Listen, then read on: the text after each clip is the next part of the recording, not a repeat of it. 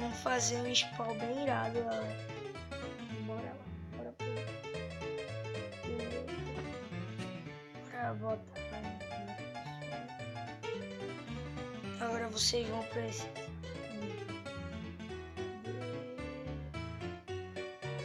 tijolos do Nether, minério de redstone, carpete branco, só. Agora vocês vão fazer assim, fazer um buraco de 4x4.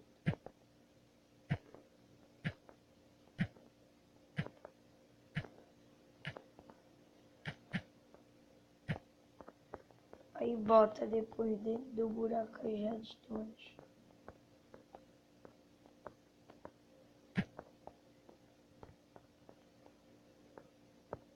E depois vocês vão pegar o carpete. Bota por cima.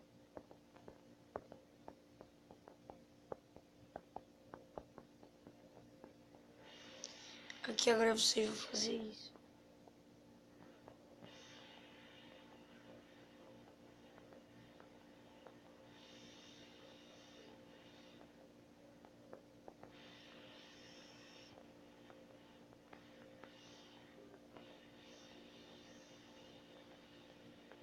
Fazem isso.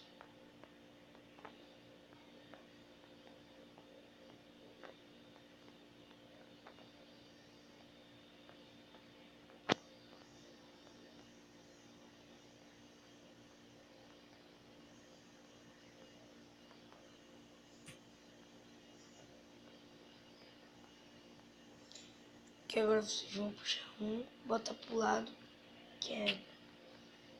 Faz isso aqui agora.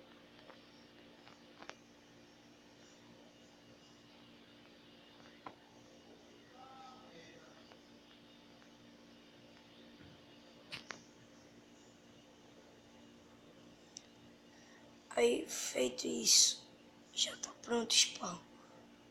E aqui agora, tipo, vocês fazem um detalhezinho se quiser. Tipo, bota uma placa.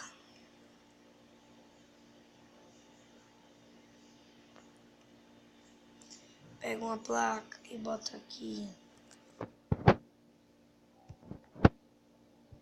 Bota aí assim, tipo, que é esquerda colorida. Bota aí. Bota. Seja bem-vindo.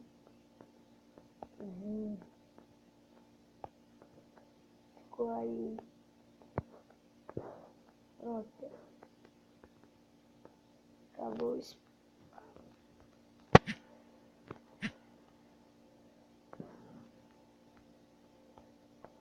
E galera, valeu, falou e...